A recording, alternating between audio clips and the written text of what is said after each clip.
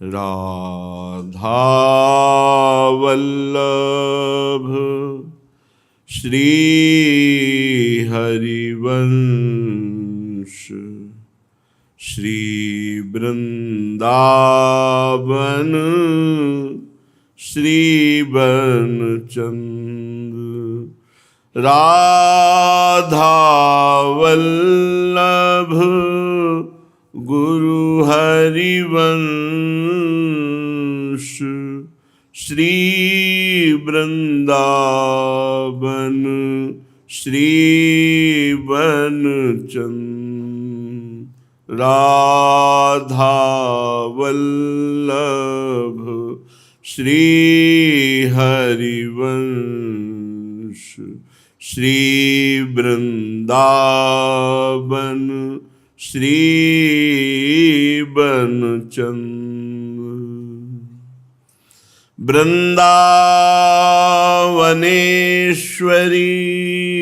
तवैव पदारविंदम् प्रेमामृतैकमकरन्दरसौघपूर्णम् हृद्यर्पितं मधुपते स्मरतापमुग्रं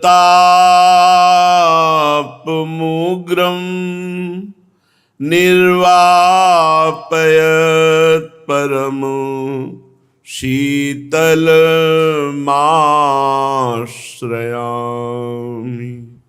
परम शीतल माश्रयामि। परम सच्चिदानंद घन प्रेमानंद स्वरूप नवनिभृत निकुंज महामहिम परम पावन श्री वृंदावन धाम के लाडिले प्राणाराध्य प्राणप्रिय श्री युगल सरकार श्यामा श्याम समस्त सहचरी वृंद खग मृग पशु पंछी तरुलता यमुना रसरानी रजरानी समस्त ब्रजवासी परिकर बड़ी विडंबना बहुत दूर तक उपासक के हृदय में ये बनी रहती है कि भोगों में सुख है या प्रभु में। ये प्रश्नवाचक चिन्ह मन खड़ा करता रहता है। जब वो दृढ़तापूर्वक भजन में चलता है तो भोग आकर्षण करते हैं, जब भोगों में गिरता है तो फिर जलन होती है, भजन की तरफ बढ़ना चाहता है, ऐसे जन्म के जन्म निकल जाते हैं। यदि वो दृढ़ता धारण कर ले कि सुख है कि नहीं है मुझे इससे मतलब नहीं, पर वो मेरा मार्ग नहीं है, मुझे नहीं भोगना, तो निकल जाए। पर ये दृढ़ता नहीं रहती। बड़े बड़ों के हृदय में ये फिसलन के लिए जगह बचा के रखी जाती है। वो चाहता नहीं है, पर ना चाहते हुए भी जबरदस्ती ये मन और इंद्रियों की अधीनता उसे विषय सेवन में लगा देती है। विषय सेवन से भजन का उत्साह नष्ट हो जाता है। आप देखो 10 दिन निर्विषय रहकर भजन करो, 10 दिन मात्र, तो आपके भजन की उत्साह वृत्ति बढ़ेगी। और जहां फिर गलत किया फिर बैठ जाएगी। फिर ना वो क्रम रहेगा, ना वो जोश रहेगा, ना स्वाद आएगा भजन में।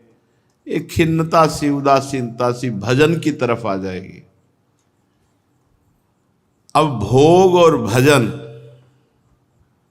पूरी सृष्टि को दो भाग में, एक तरफ भोगाकर्षण और चलना हमें भजन की तरफ है।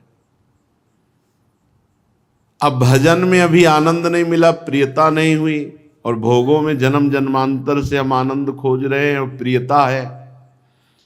इसलिए बार बार हम भोग की तरफ ही फिसलते हैं।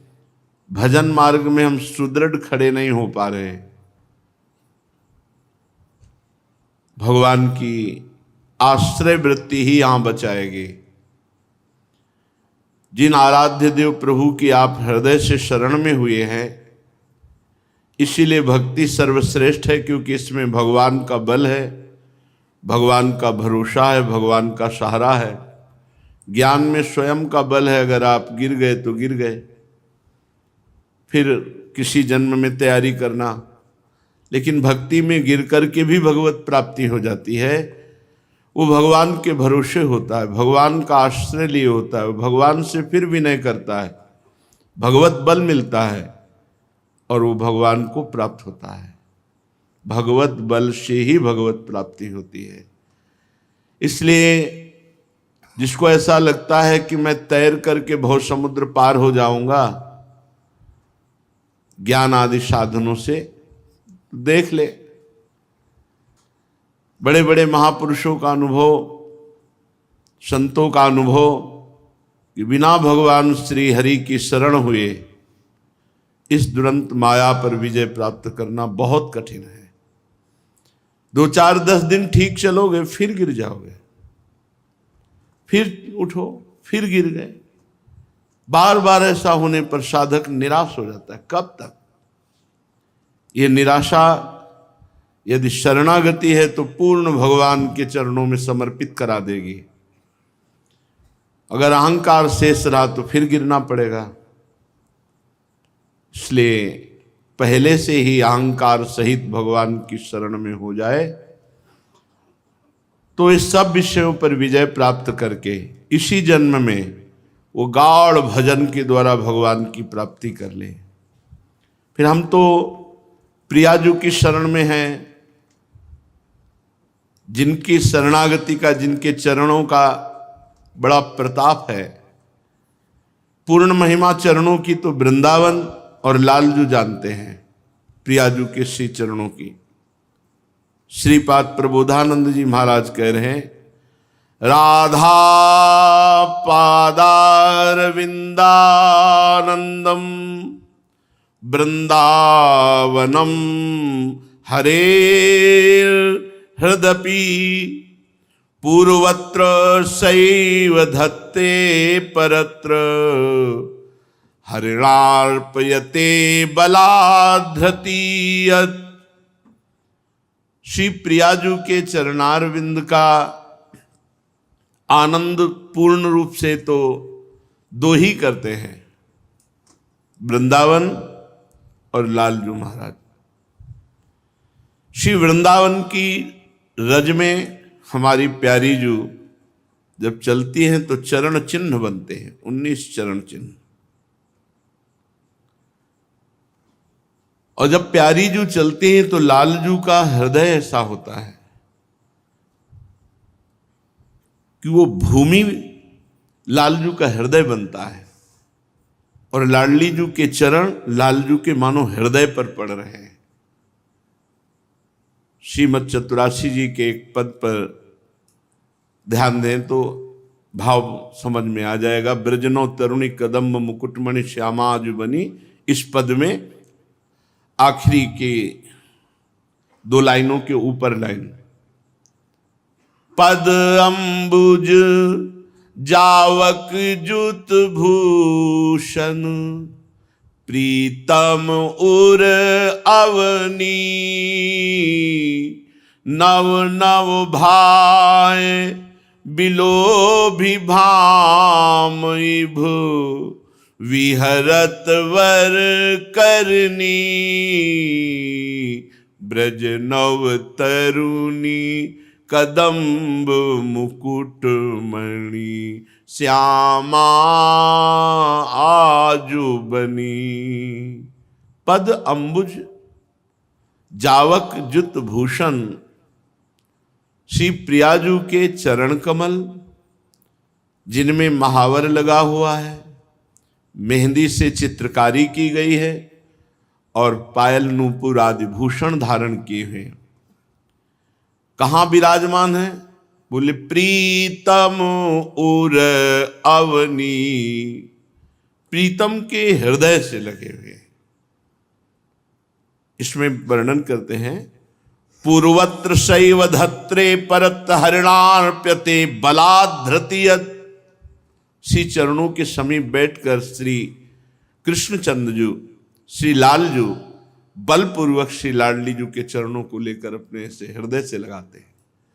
श्रीमद् राधा सुधा निधि में हृदयर्पितम मधुपते स्मरतापमुग्रम निर्वापयत परम शीतलमाश्रयामि। श्री लाल जी लाडली जी के चरणों को जब ऐसे अपने वक्षा स्थल पर रखते हैं तो उनके हृदय का जो स्मरताप है उसका शमन हो जाता है, परम शीतलता, परम शांति। हम ऐसे राधा चरणारविंद के आश्रित हैं जिनकी महिमा दो ही जानते हैं, संपूर्ण महिमा वृंदावन और या लाल जो। ऐसे हम गोरे चरणारविंद के आश्रित हैं। हमारा बल श्री वृंदावनाधीश्वरी के चरणारविंद है। हमें हारना नहीं है, चाहे जैसी परिस्थिति हो, हमें भागना श्री जी के चरणों की तरफ ही है। हमें कभी निराश नहीं होना, ये माया निराश करेगी। बार बार हमसे ऐसी गलती होंगी, ऐसे आचरण होंगे कि लगेगा कि अब हम श्री जी के लायक नहीं हैं, ऐसा लगेगा। ये बड़ा नीच मन है, ये कभी विश्वास योग्य नहीं है। बहुत अच्छा सपोर्ट करेगा, एकदम विरोध करके गिरा देगा, और जब साधक गिरता है तो उसको लगता है मैं लगता हूं नहीं चल पाऊंगा इस मार्ग में। ये बार बार मुझे गिरा देता है मन। निराश नहीं होना, हताश नहीं होना, फिर भागो श्री जी के चरणों की तरफ। बहुत उदार चरणारविंद है, बहुत करुणामय है। प्रेम की अजस्र धारा शरणागतों पर बरसती रहती है। बाट जो हो कब वर्षा होगी हमारे ऊपर प्रेम की, जब ये काम क्रोधादि दोष सब धुल जाएंगे और हम निर्मल भाव से अपनी प्यारे जू में ही तन्मय बने रहेंगे। दुर्भाग्य है, श्री जी तो कृपा करती हैं, पर हम उस कृपा की अवहेलना करके फिर भोगों की तरफ चले जाते हैं। मीना जालेन दासई सरसि मृग गणा वागुरा विश्वरणे हिंस्रई संसार चक्रे हरि विमुख नरा माया मोह पासई कारागारे सुगाढ़ोद्धत नृपति भटई तस्करा श्रृंखलाभिर वृंदारण्ये वयम चाद्भुत रसबलितस्तद्गुणा घई निर्बद्धा। जैसे सरोवर में जाल डाल करके खेलती हुई आनंदमयी मछलियों को पकड़ लेता है पकड़ने वाला, जैसे क्रूर व्याध बीणा की ध्वनि में मुग्ध करके हिरणों को पास बुलाता है और बाणों से बेध देता है, ऐसे ही ये काल भोगों की फांसी डालकर, जाल डालकर, हमें फंसाकर पूरा जीवन नष्ट कर देता है। ऐसे ही नाना प्रकार की मधुरता सुनाकर इस लोक में ये सुख, परलोक में अप्सराएं मिलेंगी, ये हमको काल अपने अधीन किए हुए है। नाना प्रकार की भोग सामग्री भोगने की इच्छा रूपी जाल में हम फंस करके आनंद समुद्र प्रभु से बिलग हो गए। नाना प्रकार के भोगों की महिमा सुन करके हम ऐसे बिंध गए जैसे व्याध बीणा सुनाकर मृग को बाणों से बेंध देता है। अब ऐसा लगता है कि हम प्रभु के मार्ग में ही नहीं चल सकते, हमें तो भोगों ने परास्त कर दिया और भोगों के बिना अब हम जी नहीं सकते। ये बहुत बड़ी दुर्गति है, इसी का नाम दुर्गति है। श्रीपाद कह रहे हैं ऐसे माया चक्र में वही फंसता है जो हरि शरणागत नहीं है। जो वृत्ति हरि से विमुख है वही फंसा देगी। अगर हरि के सन्मुख हर वृत्तियां अर्पित की जाए, हर आचरण अर्पित किए जाए, तो फिर माया की ताकत नहीं कि हमें फंसा सके। इसीलिए कहते हैं निरंतर नाम जपने का अभ्यास करो, राधा राधा राधा राधा। जो प्रियालाल से विमुख है वो बंधन में बंधेगा ही बंधेगा। कहा हनुमंत विपति प्रभु सोई, जब तो सुमिरन भजन न होई। जिस समय सुमिरन भजन नहीं होता तो वो वृत्ति माया में फंसा ही देती, खेल खेल में फंसा देती है, ना चाहते हुए भी फंसा देती है। बहुत दूर रहने की बात है। हम प्रभु से दूर रहते हैं, भोगों के नजदीक रहते हैं, जबकि हमें प्रभु के नजदीक रहना है, भोगों से दूर रहना है। जैसे असावधान राजा को उसके अनुचर, उसी के अनुचरगण बांध लेते हैं और उसे परास्त करके स्वयं अधिपति बन जाते हैं, उसी प्रकार मन और इंद्रियां ये भोगों की लालसा दिखा करके निर्बल हुए आत्मज्ञान रहित जीव को ये बांध लेते हैं और अधिपति बन जाते हैं। अब जो चाहे वो करावे।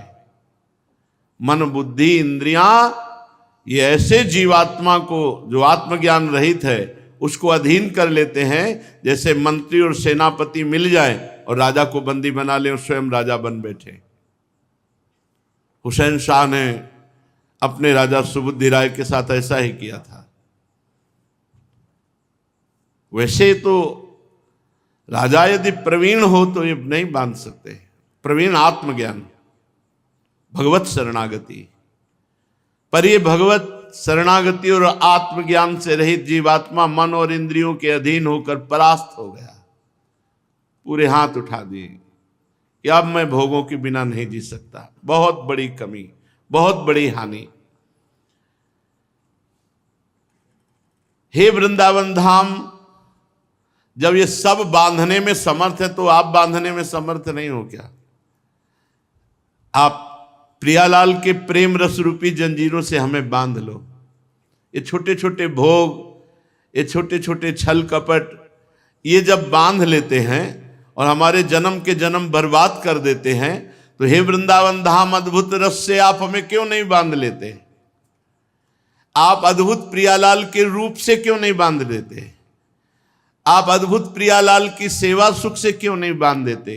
कृपा करो, आप भी अपने प्रेम जाल को फैलाओ और संसार समुद्र में खेलते हुए हमारे मन और इंद्रियों को अपने अधीन कर लो। भवबंधमति सुतुच्छम छेतुम वृंदावने हमायातः हरि हरि तत्र ममा भूद्वंधो प्याचाल्य ईशेन। वृंदावन आपके लिए तो ये संसार बंधन तुच्छ बंधन है, इसे काटने में कोई देर लगेगी क्या? और यही महिमा सुनकर मैं आपकी शरण में आया हूं। हे वृंदावन धाम, हे हरि, मैंने सुना है कि वृंदावन ने ईश्वर को अधीन कर लिया है। वृंदावन में प्रिया प्रीतम आसक्त हैं वृंदावन से। वृंदावन परित्यज्य पाद में एकम न गच्छति, एक कदम भी प्रिया प्रीतम वृंदावन से बाहर नहीं जा सकते। जहां किसी प्रेमी उपासक को दर्शन देना होता है तो पहले वृंदावन प्रकाशित होता है, फिर प्रिया प्रीतम। तो हे वृंदावन धाम, हरि, मैंने ऐसा सुना है कि आपने ईश्वरों को अधीन कर रखा है, प्रिया प्रीतम को। आपने प्रिया प्रीतम को अधीन कर रखा है, तो क्या मुझ जैसे नीच के मन और इंद्रियों को अधीन नहीं कर सकते? आपकी अपार सामर्थ्य है। जब आपने प्रिया प्रीतम के मन बुद्धि को अधीन कर लिया, वृंदावन परित्यज्य पाद में एकम न गच्छति, तो मुझ जैसे नीच के मन और इंद्रियों को अधीन नहीं कर सकते। अर्थात हरि, मैं बहुत दैन्य हूं, मैं बहुत नीच हूं, मैं बहुत अधम हूं, मेरी मन और इंद्रियां भोगों की तरफ जा रहे हैं, आप अपने में आसक्त कर लो। हे वृंदावन धाम, कामी मिलित युवतीर मदिराम पीत्वेव पान संयुतः अधनैवाप्त महाधन आशम वृंदावनम समेत्याहम। जैसे कामी पुरुष को कामिनी मिल जाए तो हर्षित हो जाता है, जैसे नशेबाज को मदिरा मिल जाए तो वो उल्लसित हो जाता है। जैसे किसी दरिद्र को मणि मिल जाए तो आनंद से नाच पड़ता है, ऐसे ही मैं वृंदावन को पाकर परम सुखी हो गया हूं। श्रीपाद कह रहे हैं, ऐसे ही मैं वृंदावन को पाकर परम सुखी हो गया हूं, परम मतवाला हो गया हूं, परम तृप्त हो गया हूं। वृंदावन को पाकर, अभी वृंदावन आए हैं, अभी पाए नहीं हैं। जब वृंदावन पा जाएंगे, धाम की प्राप्ति का मतलब है स्वरूप बोध, अपने सहचरी स्वरूप से प्रिया प्रीतम के समीप रहना। ये वृंदावन पा गए आप, बोले उनको वृंदावन की प्राप्ति हुई है, अर्थात प्रिया प्रीतम के समीप पहुंच जाना। शरीर रहते हुए भी शरीर राग का त्याग और अपने सहचरी स्वरूप से सेवा भाव में आराध्य देव के समीप पहुंच जाना, ये वृंदावन की प्राप्ति है। बोले मैं वृंदावन को प्राप्त हो चुका हूं, श्रीपाद कह रहे हैं, इसलिए मैं ऐसा सुखी हूं जैसे किसी व्यसनी को मदिरा मिल जाए, कामी पुरुष को कामिनी मिल जाए, निर्धन को मणि मिल जाए, ऐसे मुझे वृंदावन मिला। मैं अब तृप्त हूं, कृतकृत्य हूं, परम विश्राम को प्राप्त हूं, अब मुझे कोई चाह नहीं है। अपने लोगों के भी हृदय में ऐसी लालसा होनी चाहिए कि हम वृंदावन को कब प्राप्त करेंगे। एक उपासक, बड़े अच्छे उपासक थे, जब एकांत में मिलते तो कहते हमें वृंदावन जाना है। तो हम कहते वृंदावन में तो हो ही, बोले नहीं, हमें वृंदावन जाना है, हमें वृंदावन जाना है। जब हित धाम में आते थे तो उस समय ऐसा लगता है, ऐसा क्यों कहते हैं तो ना वृंदावन में, लेकिन वो दिव्य वृंदावन की बात करते, मुझे वृंदावन जाना है, मुझे वृंदावन जाना है, जहाँ हमारे प्रियालाल खेल रहे, मुझे उस वृंदावन में प्रवेश पाना है। ये लगन लगे, जैसे व्यसनी को नशा की, कामी को कामिनी की, गरीब को धन की चाह होती है, ऐसे हमें दिव्य वृंदावन प्रिया प्रीतम की चाह। ये जन्मना मरना, ये मान अपमान सुख दुख भोगते हुए बहुत जन्म हो गए, अब नहीं खेलना इस खेल को। लेकिन वाणी से कहने से नहीं रुकेगा, ये हृदय से चाह हो जाए कि अब इस खेल को नहीं खेलना। चलते हैं श्रीमद् भागवत महापुराण। प्रसंग आपने श्रवण किया, भगवान नरसिंह देव का प्रादुर्भाव, हिरण्यकश्यप का उद्धार, प्रहलाद जी की पावन स्तुति, भगवान की विशेष कृपा प्रहलाद जी पर, फिर भगवान महादेव जी के द्वारा जो मायासुर ने 3 पुरों की रचना की और विश्व का संहार करने में लग गए दैत्य लोग, भगवान पिनाक पाणी ने बाण संधान किया तो अरबों असंख्यों एक बाण से बाण प्रकट होते हुए त्रिपुर में वास करने वाले समस्त दैत्यों का विनाश कर दिया। पर मायासुर ने उन सब दैत्यों को उसी पुर में एक अमृत कुंड था, उसमें डाल डालकर सबको जीवित कर दिया। फिर वो विमान पर आरूढ़ होकर के विश्व का संहार करने लगे। तो भगवान श्री हरि बने गाय और ब्रह्मा जी बने बछड़ा और चुपके से जाकर के पूरा अमृत कुंड का अमृत पी गए। फिर महादेव जी से कहा आप संधान करो। पिनाक पाणी महादेव जी ने पुनः संधान किया, बाण 3 पुरों को भस्म कर दिया। इसलिए भगवान शंकर का नाम त्रिपुरारी पड़ा। श्री देवर्षि नारद जी राजसूय यज्ञ में महाराज युधिष्ठिर को ये कथा सुना रहे हैं। गंगा जी के पावन तट पर श्री सुखदेव जी महाराज परीक्षित जी को सुना रहे हैं। युधिष्ठिर जी ने पूछा नारद जी से, भगवान अब मैं आपके श्रीमुख से वर्ण और आश्रमों के सदाचार के साथ मानव धर्म का, सनातन धर्म का महामहिम स्वरूप सुनना चाहता हूं। क्या सदाचार है, क्या वर्ण धर्म है, क्या आश्रम धर्म है, और क्या मानव धर्म है, और क्या सनातन धर्म है। क्योंकि धर्म से ही मनुष्य को ज्ञान होता है, अधर्मी को अज्ञान घेरता है, धर्मात्मा को ही ज्ञान होता है। और ज्ञानी पुरुष ही संसार के भोगों का त्याग करके भगवत मार्ग का अनुसरण करके भगवान का साक्षात्कार करता है। हे देवर्षि नारद जी, आप स्वयं प्रजापति ब्रह्मा जी के पुत्र हैं। आपकी तपस्या, योग एवं समाधि ये इतनी सर्वश्रेष्ठ है कि आपकी समानता कोई नहीं कर सकता। आप समान भाव वाले, नारायण परायण, दयालु, सदाचारी, शांत और भगवत धर्म के गुप्त से गुप्त रहस्य को जानने वाले हैं। इसलिए आप जैसा वर्णन करेंगे दूसरे की सामर्थ्य नहीं है। आप कृपा करके हमारे प्रश्न का उत्तर दीजिए। वर्ण धर्म क्या है, आश्रम धर्म क्या है, मानव धर्म क्या है और सनातन धर्म क्या है।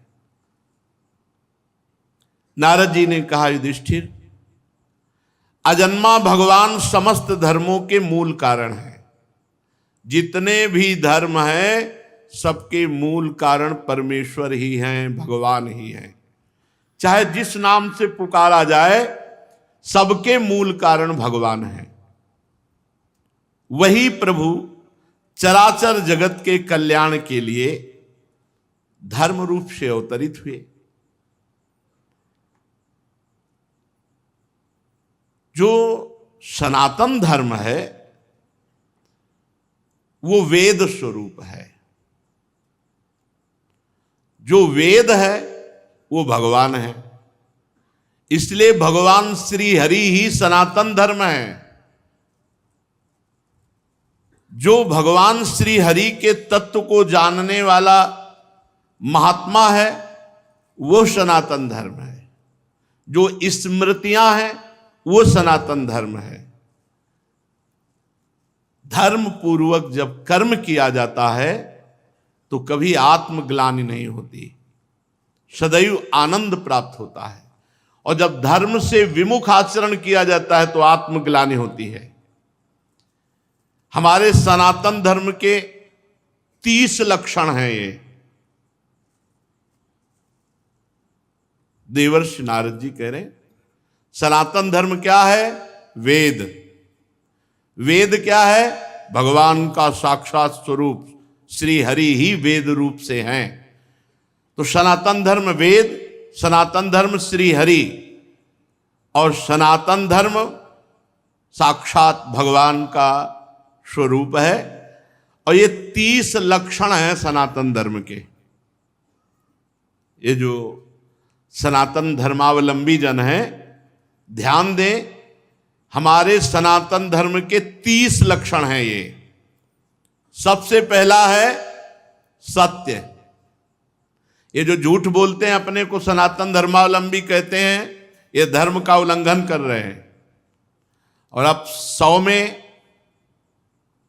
कम संख्या होगी, 1000 में कोई एक हो जो इस बात पर विचार करता हो कि मैं झूठ ना बोलूं।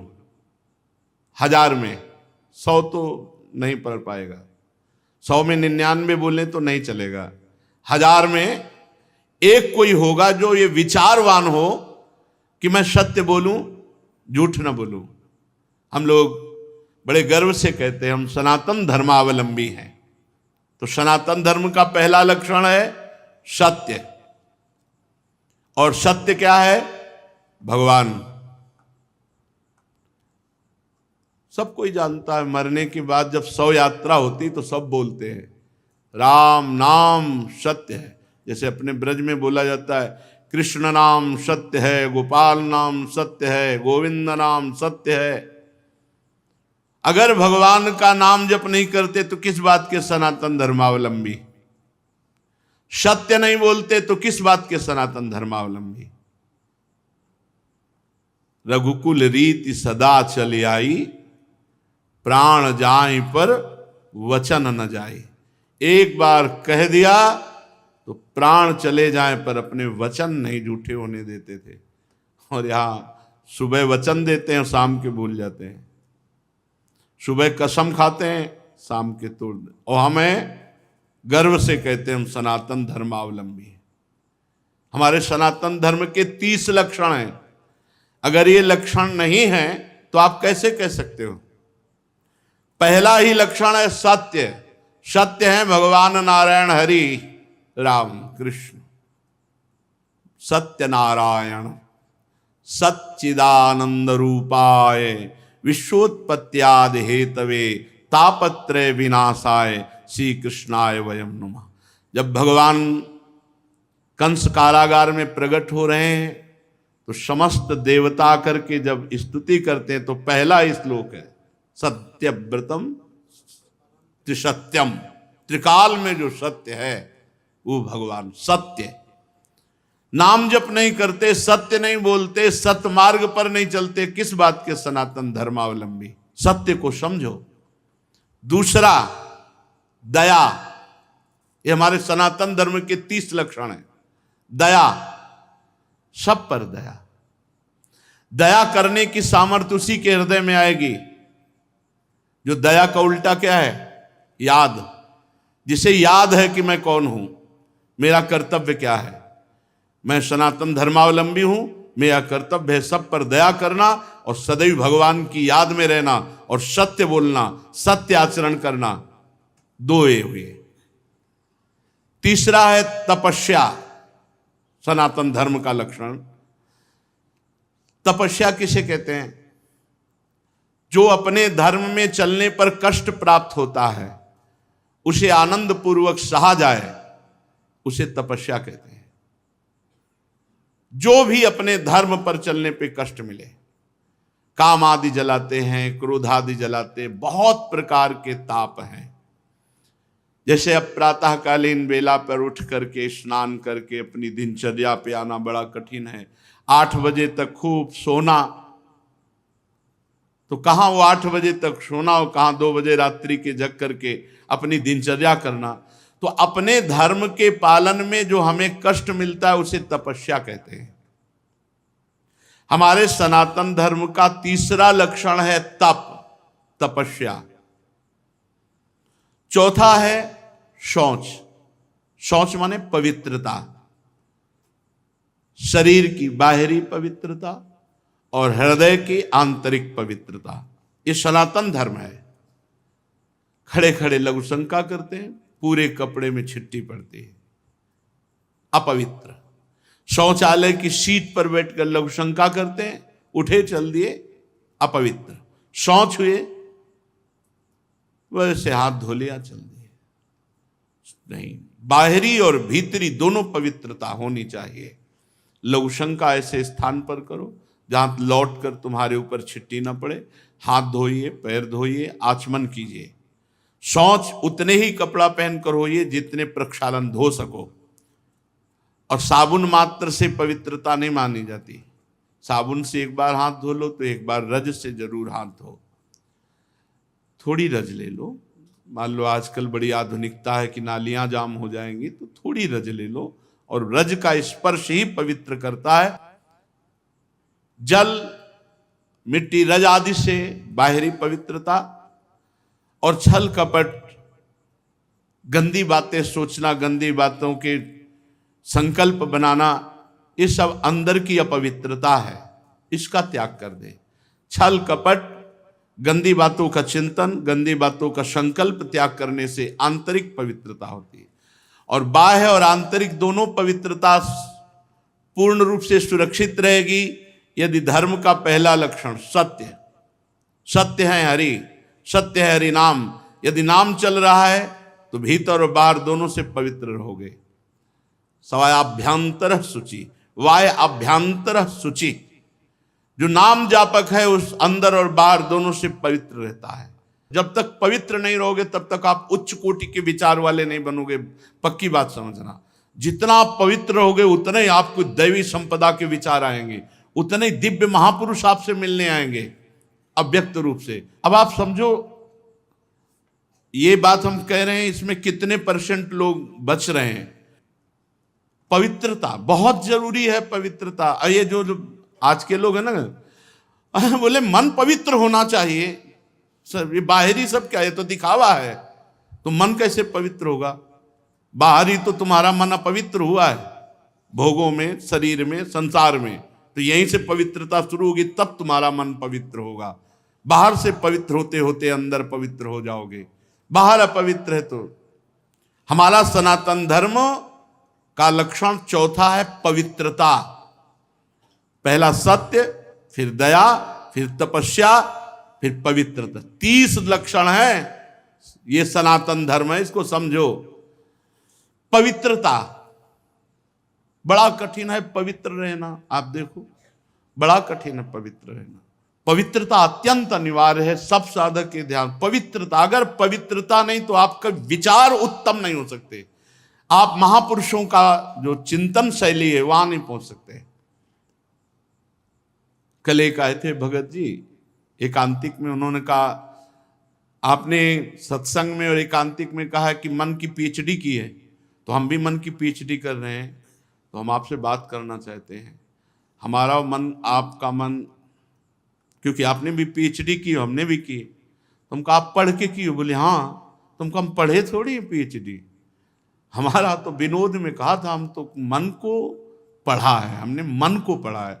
आप मन के विषय में पढ़ा होगा, हमने मन को पढ़ा है।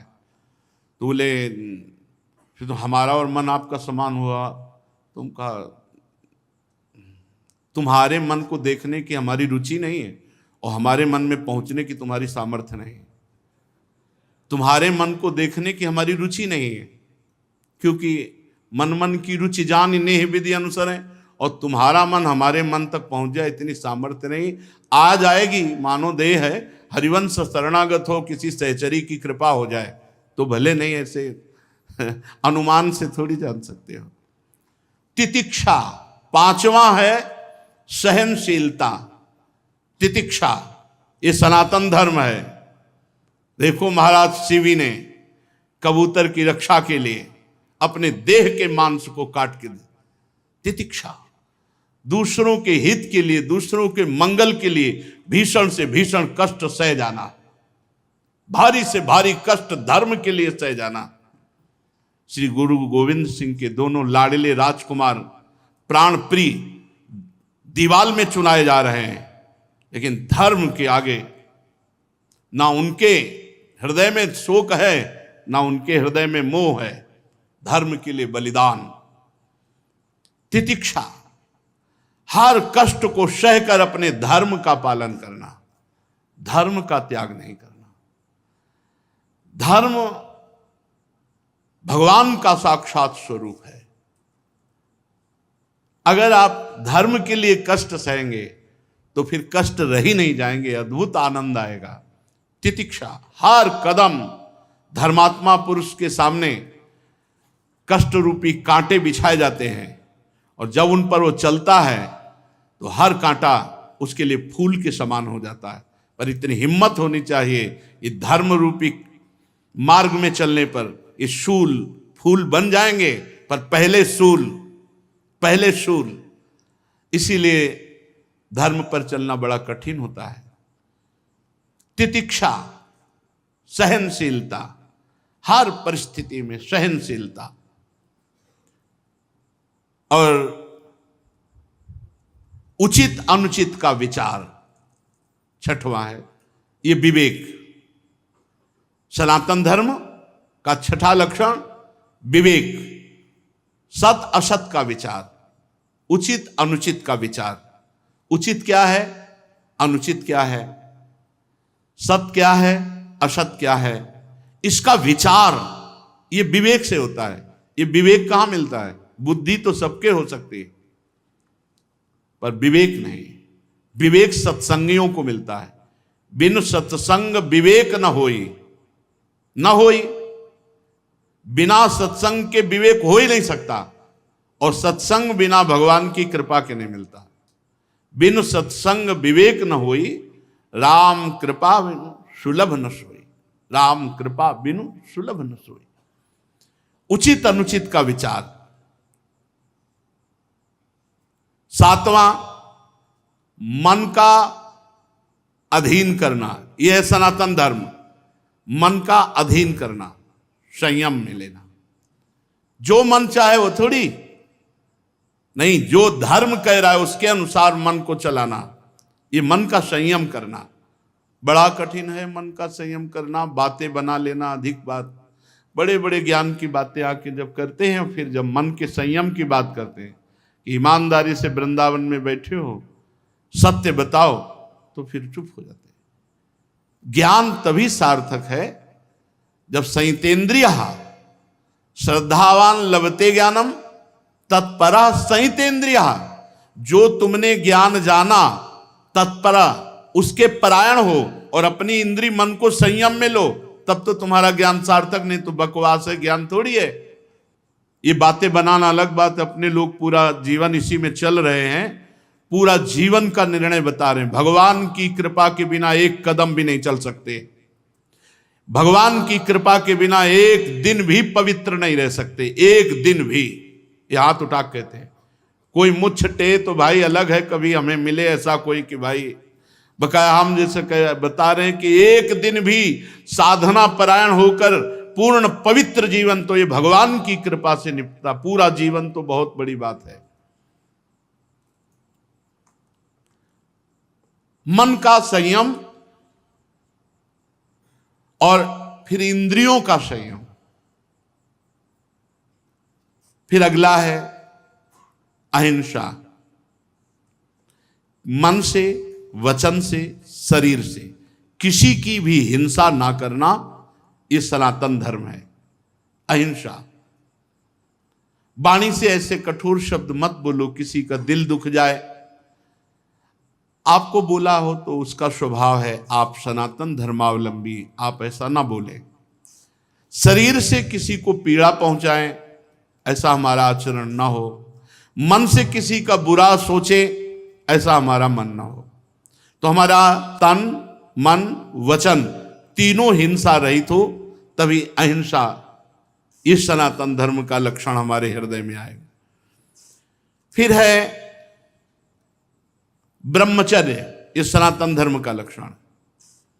सत्य, दया, तपस्या, शौच, तितिक्षा, उचित अनुचित का विचार, मन का संयम, इंद्रियों का संयम, और 9वां अहिंसा, और 10वां ब्रह्मचर्य। ये ब्रह्मचर्य सबके लिए है, बहुत घातक है भोगों का आकर्षण। ब्रह्मचर्य के बिना पूरा का पूरा जीवन खोखला हो जाता है। मन से, वचन से और शरीर से, तीनों से ब्रह्मचर्य होता है। मन का ब्रह्मचर्य, विषयों का चिंतन ना करना, यहीं से नाश प्रारंभ होता है, पतन यहीं से होता है। ध्यायतो विषयान पुंसान संगास्तेषुपजायते, संगात संजायते कामः, कामः क्रोधो भी जायते, क्रोधात् भवति सम्मोहा, सम्मोहात् स्मृति विभ्रमा, स्मृति भ्रंशात् बुद्धिनाशो, बुद्धिनाशात् प्रणश्यति। सबसे पहला पतन जो होता है वो विषयों का चिंतन होता है। ध्यायतो विषयान पुंसान, जब हम भोगों का चिंतन करते हैं तो हमें भोगों की आसक्ति प्रकट होती, फिर संग करने का मन होता है। संगास्तेषुपजायते, जब हम विषयों का चिंतन करते हैं तो विषयों का संग करने का, विषय भोगने की इच्छा प्रकट होती। जहां विषय भोगने की इच्छा प्रकट हुई, काम राज्य हृदय में छा गया। संगात संजायते कामा, और कामना जब बढ़ी तो सब मूढ़ता छा जाती है, स्मृति नष्ट हो जाती है। हम कौन हैं, हमारा क्या कर्तव्य है, हम क्या कर रहे हैं। सच्ची मानिए बहुत निकृष्ट, बहुत निकृष्ट काम। वचन से हमें कभी भोगों की बातें नहीं करनी, और शरीर से हमें कभी भोग क्रिया नहीं करनी। अधर्मयुक्त क्रिया का त्याग, धर्मयुक्त क्रिया की स्वीकृति, ये गृहस्थ धर्म और संपूर्णतया विरक्त धर्म। जो ब्रह्मचर्य रहता है उसे शरीर बल, मनोबल, बुद्धि बल, वचन बल, ये सब जागृत हो जाते हैं। वचन बल, जो बोला वही लागू हो गया, जबरदस्ती आपको मानना पड़ेगा।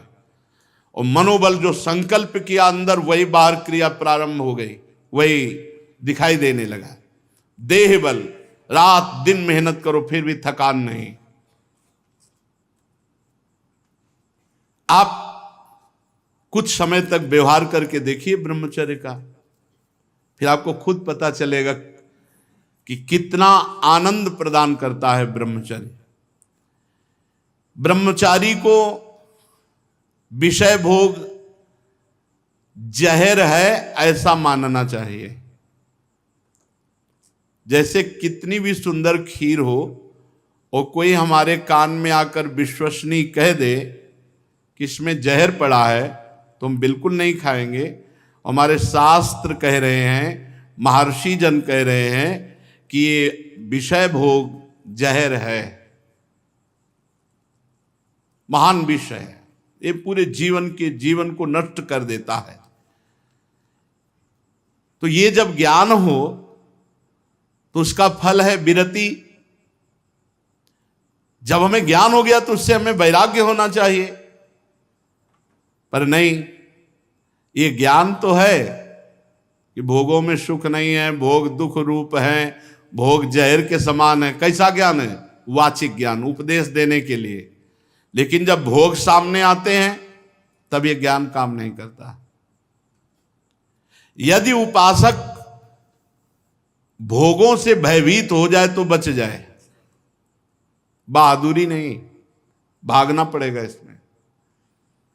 एक बार पूज्यपाद सिउड़िया बाबा जी ने स्वप्न देखा। स्वप्न में भी कितने सावधान हैं। भिक्षाम देहि, एक घर में आवाज लगाई, नारायण नारायण। तो एक माई निकली, सुंदर अप्सरा, हीरे जवाहरात से, रत्नों से भरी हुई थाल। आवाज एक घर में लगाई और सैकड़ों घरों से निकल आई और सब एक से एक सुंदर, और चारों तरफ से घेर लिया और मुस्कुराना, हाव भाव प्रकट करना। बाबा भागे और बहुत जोर के भागे और कई किलोमीटर तक भागते रहे। फिर पीछे मुड़ के जब देखा कि कोई नहीं दिखाई दे रहा, तब खड़े होकर सांस ली। जब सांस ले रहे थे तो आंख खुल गई। आंख खुल गई तो नारायण नारायण नारायण। अच्छा हुआ कि स्वप्न में भी भागे। भागने से ही बचोगे, यहां जीतने के चक्कर में मत पड़ना, बहुत धोखा है। ये मन बहुत धोखेबाज है। यदि कोई विषय से ऐसा भय रखे जैसे सांप, बिच्छू या सिंह, कोई सांप आके गले लगना चाहे तो आप क्या करोगे? भागोगे ना। और बाघ देख लो, सिंह देख लो, भागोगे ना। ऐसे ही विषय भोग की इच्छा वाले कोई शरीर तुम्हारे नजदीक आ रहा है और तुम्हें भय नहीं लग रहा है, इसका मतलब है मरना चाहते हो, भ्रष्ट होना चाहते हो, नष्ट होना चाहते हो। सिंह आ रहा तुम्हें भागना नहीं सुनाई दिया, सांप दौड़ रहा तुम्हारी तरफ भागना नहीं सुनाई दिया। ऐसे ही भोग तुम्हारी तरफ आ रहा, तुम भागे नहीं, मरना चाहते हो, मरोगे तुम।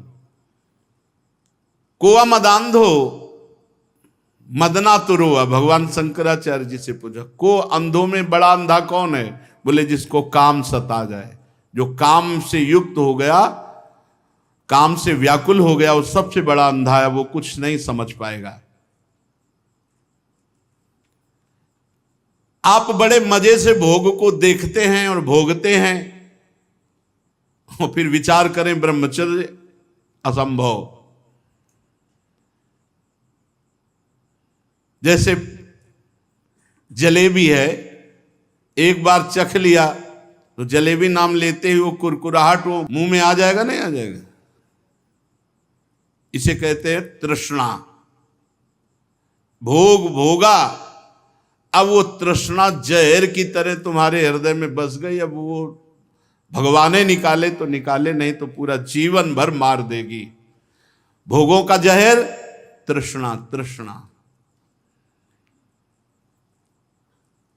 अनंत जन्मों से हम भोगते चले आ रहे हैं, इसलिए हमारी परवशता हो गई है। परवशता, इंद्रिय और भोगों में विवशता, हम हार चुके हैं। लेकिन मोक्ष का रास्ता जितेंद्रियता से जुड़ता है, परवशता से नहीं।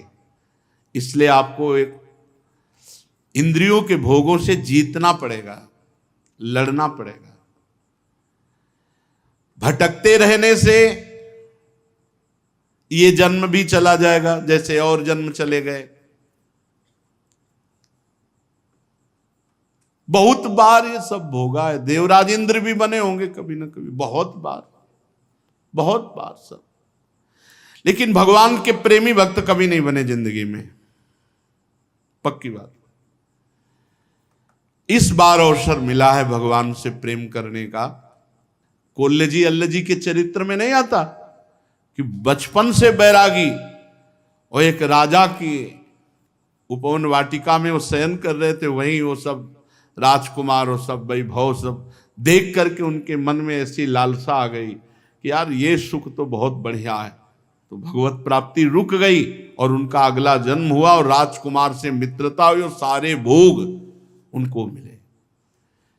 अगर कोई वासना लेकर इस मार्ग में, तो फिर पहले वासना पूर्ति होती है। ये मन मकड़ी के जाले की तरह वासना बुनता रहता है, छोड़ दो इसे, बस ये अपना काम करता है और हमको फंसाता है। जाल ये बुनता है और फंसाता हमको है। इसीलिए उपासक मन के जाल को बनने ही न दे। राधा राधा राधा राधा, वो कहेगा नहीं सुनो ऐसे से ऐसा, राधा राधा, वो आपको फंसा नहीं पाएगा। ये तमोगुणी राक्षसी आहार विहार करके आप सच्चिदानंद भगवान को नहीं नहीं मान जाओ। जहां प्याज लहसुन जैसे ये तमोगुण होने के कारण बहुत पवित्र वस्तु की तरह प्रकट होते हैं, कोई अपवित्र वस्तु थोड़ी। आप देखो, जहां आलू प्रकट होती है, शकरकंद प्रकट होती है, ठीक उसी खेत में वैसे ही ये प्याज लहसुन प्रकट होते हैं। ये कोई ऐसा थोड़ी कि हत्या वाला दोष या किसी तरह गलत तरह से बनाया गया पदार्थ हो, ये तो प्राकृतिक है। पर इसका गुण घोर तमोगुण है, बस तमोगुण के कारण इसका त्याग किया गया है। इसीलिए संत महात्मा जन इसका त्याग करते, तमोगुणी आहार इसको नहीं पाते। फिर जहां और राक्षसी प्रवृत्ति के आहार विहार है, तो फिर वो ये मन मकड़ी की तरह जाला बुनता और हमको फंसाता है। ये छह हमको हर समय फंसाए रखते हैं, काम क्रोध लोभ मोह मद मत्सर।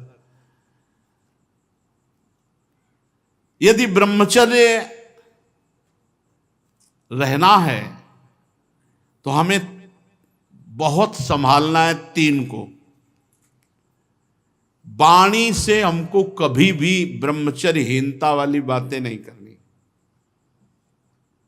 बहुत, ये बिल्कुल अनुभव की बात कह रहे हैं, अगर आपको जम जाए तो निकल जाओगे। किसी भी तरह से अश्लील बात, गंदी बात वाणी से नहीं निकालनी। मौन हो जाओ, मत बोलो।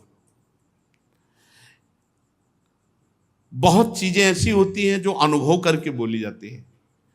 वाणी से आप रोज किसी से कहो झूठी, ऐसे मैं आपके बिना नहीं जी सकता, मैं आपके बिना नहीं जी सकता।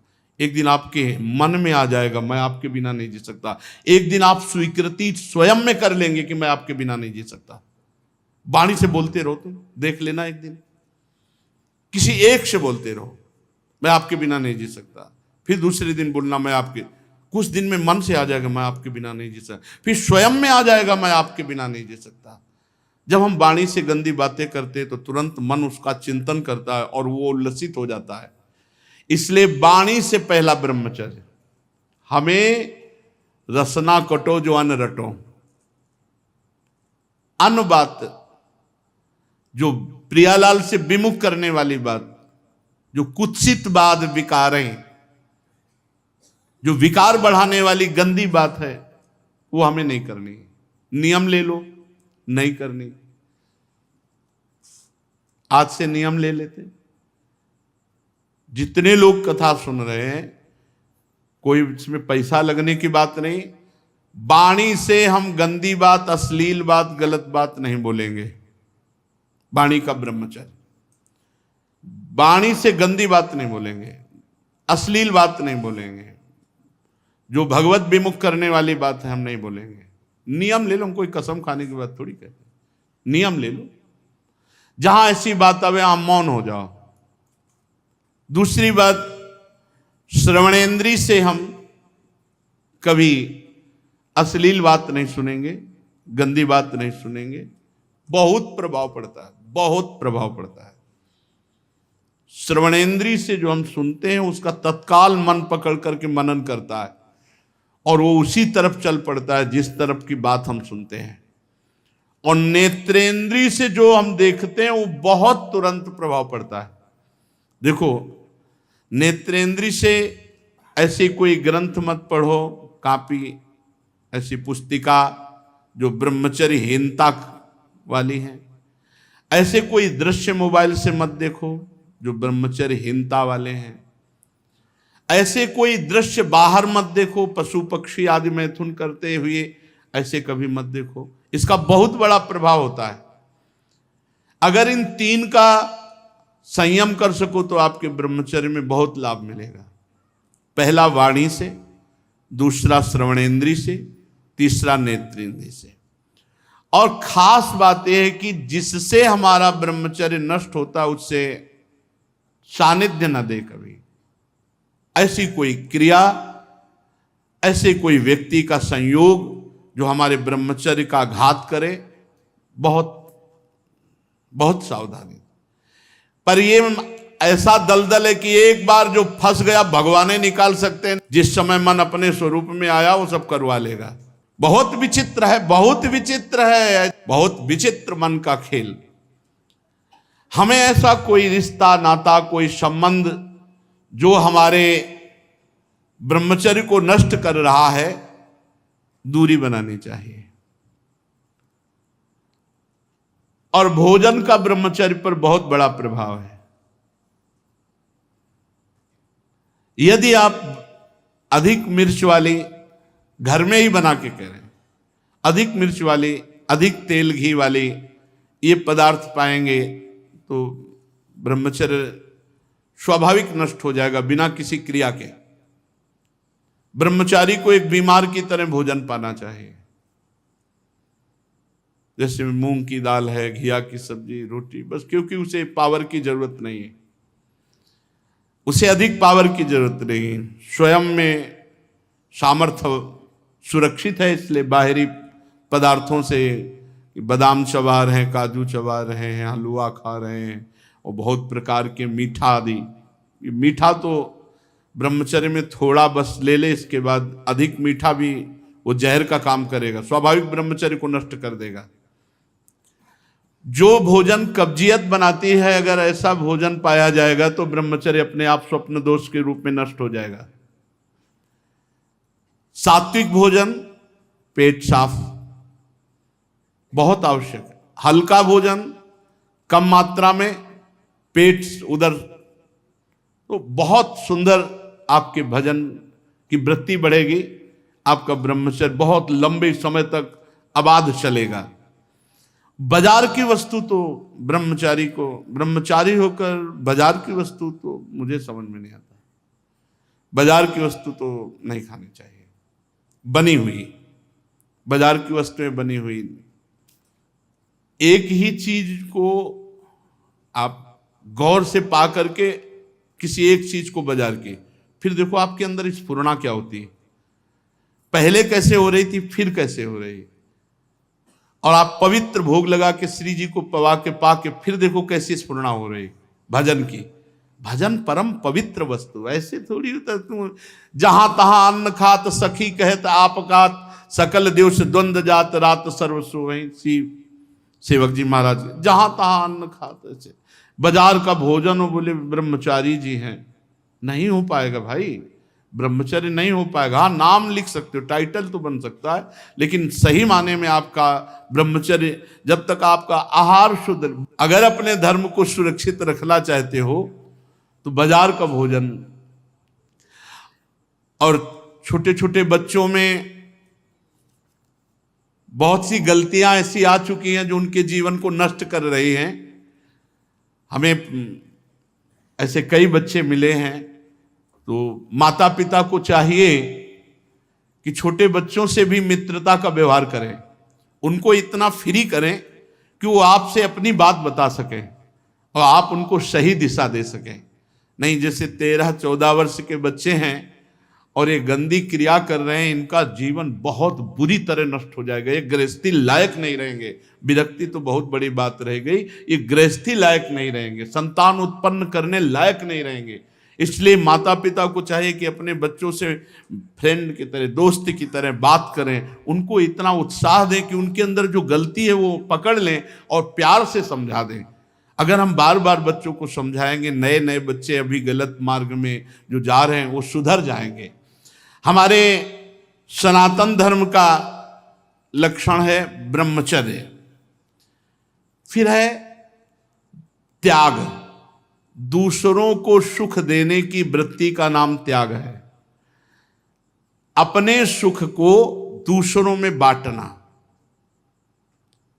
ज्ञान सुख, हमारे पास संपत्ति सुख, जो भी सुख है सबको भाव से, धर्म के अनुसार सुख देने की भावना ही वास्तविक त्याग है।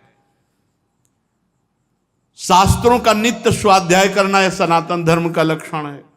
स्वाध्याय रामचरितमानस है, गीता जी है, श्रीमद् भागवत है, गीता पुरुष से बहुत सी बड़े बड़े महापुरुषों की छोटी छोटी ग्रंथ हैं, जैसे पूज्य राधा बाबा के भाई जी, पूज्य जयदयाल जी, पूज्य स्वामी राम सुखदास जी महाराज, इन महापुरुषों की छोटी छोटी पुस्तिकाएं हैं, उनको ले लेना चाहिए। एक एक पेज रोज पढ़ना चाहिए। रोज अपने घर में चाहे 10 मिनट ही कहो, श्रीमद् भागवत या रामायण, इन गाथाओं को गाओ, जिससे तुम्हारा घर पवित्र हो, तुम्हारे परिवार के जनों के कान में पड़े तो मंगल हो। ये सनातन धर्म है। फिर सरलता, बहुत सरल स्वभाव होता है सनातन धर्म का अवलंबी का। ये मुख में कुछ और, हृदय में कुछ और, आचरण में कुछ और, ये छल कपट नहीं। सरल स्वभाव न मन कुटिलाई, सनातन धर्म भगवत स्वरूप है। फिर संतोष, जिसमें भगवान प्रसन्न हो, हमें बिल्कुल वैसे ही राजी रहना है। हमें इंद्रिय और मन के अनुसार ऐसे आचरण नहीं करने जो भगवान के विमुख हो। जैसे भगवान हमें रख रहे हम उसमें संतुष्ट हैं, जैसी परिस्थिति में रख रहे, पर सच्ची संतुष्टता भगवान के विधान में रत होकर के भगवत आचरण करने से होगी, भगवत विमुख नहीं। जिसमें भगवान राजी वही हमारे श्री कृष्ण अनुकूलेन प्रतिकूल से विसर्जनम, संतोष आ जाएगा, हृदय शीतल हो जाएगा। और समदर्शी संत महात्माओं की सेवा, सनातन धर्म संत महात्माओं की सेवा, लेकिन शर्त रखिए, समदर्शी, जो भगवत तत्व के ज्ञाता, सर्वत्र भगवान की अनुभूति करने वाले महात्मा हैं, उनकी सेवा। धीरे धीरे भोगों की निवृत्ति का अभ्यास, सनातन धर्म। मनुष्य के अभिमान का फल बड़ा उल्टा विनाशकारी होता है, ऐसा विचार करके अभिमान का त्याग और मौन, वाणी से अधिक न बोलना, संयम पूर्वक बर्ताव करना या मौन रहना। भगवत चिंतन देख लो, ये सनातन धर्म के 30 लक्षणों में हर समय भगवत चिंतन परायण, नहीं तो सनातन धर्मावलंबी नहीं माने जाओगे। प्राणियों को उत्तम उत्तम भोजन पदार्थ बांट करके खाना। अगर घर में भी अच्छा पदार्थ बने तो सबसे पहले बूढ़ों को, रोगी, बच्चे, फिर अगर नौकर चाकर है तो उनको भी दे। ये बात ध्यान रखना, अगर कोई नौकर देख रहा है, आप अच्छे पदार्थ पा रहे हो, आपने उसको नहीं दिया, ये अपराध है आपका, आपके लिए वो हानिकारक हो जाएगा। पहले हम इतना ही दे दें, एक दोने में थोड़ा अच्छा पदार्थ ले जाओ, पाओ जा करके, और फिर आप लाइए। कोई ऐसा ना हो कि आप अच्छे पदार्थ पा रहे हो, उसका हृदय देख करके ललचा गया, तो उसके हृदय में भी भगवान विराजमान है, वो भोजन तुम्हारे लिए हानिकारक हो जाएगा। अच्छे अच्छे पदार्थ दूसरों को बांट करके, पवा करके पाना। सब जीवों में, खास करके मनुष्यों में, अपने इष्ट देव का भाव रखना और भगवान के नाम, गुण, लीला का श्रवण, कीर्तन, स्मरण, भगवान की सेवा, पूजा, नमस्कार, भगवान के प्रति दास्य, सख्य, आत्मसमर्पण, ये 30 सनातन धर्म के लक्षण हैं। सत्य, दया, तपस्या, शौच, तितिक्षा, उचित अनुचित का विचार, मन का संयम, इंद्रियों का संयम, अहिंसा, ब्रह्मचर्य, त्याग, स्वाध्याय, सरलता, संतोष, समदर्शी महात्माओं की सेवा, धीरे धीरे सांसारिक भोगों की चेष्टा से निवृत्ति। मनुष्य के अभिमानपूर्ण प्रयत्नों का फल उल्टा ही होता है, विनाशकारी। ऐसा विचार, मौन और भगवत चिंतन, प्राणियों को अन्न आदि पदार्थों का विभाजन करके पाना, और विशेष करके संपूर्ण चराचर जगत में मनुष्यों में इष्ट देव का भाव रखना, सब जीवों में रखना, पर विशेष करके मनुष्यों में। और भगवान जो परम करुणामय है, उनके नाम, गुण, लीला आदि का श्रवण, कीर्तन, स्मरण, सेवा, पूजा, नमस्कार, दास्य, सख्य, आत्मसमर्पण, ये 30 सनातन धर्म के लक्षण हैं। जो मानव इनका पालन करता है वो सीधे भगवान को प्राप्त हो जाता है। ये धर्म है हमारा, ये हमारा सनातन धर्म है। जो इन 30 लक्षणों का पालन करे तो धन्यवाद है, और कोई लक्षण न हो, एक लक्षण पकड़ लो, नाम, 29 आ जाएंगे अपने आप। नाम जब पकड़ लो तो 29 लक्षण अपने आप आ जाएंगे, और 29 लक्षणों का फल मिल जाएगा अपने आप। ना 30 याद रहे आपको तो एक याद कर लो। भगवान का जो नाम प्रिय हो, खूब नाम जप करो, इसी से सब। सावयम पुंसाम परो धर्मो यतो भक्ति अधोक्षजे, जिससे भगवान अधोक्षज में भक्ति हो जाए वही परम धर्म है। तो नाम जप करो, नाम जप से सब धर्मों का अपने आप पूर्णता हो जाएगी। सब धर्मों की जो 30 लक्षण धर्म के हैं वो अपने आप पूर्ण हो जाएंगे। शेष चर्चा आगे। श्री राधा वल्लभ लाल की।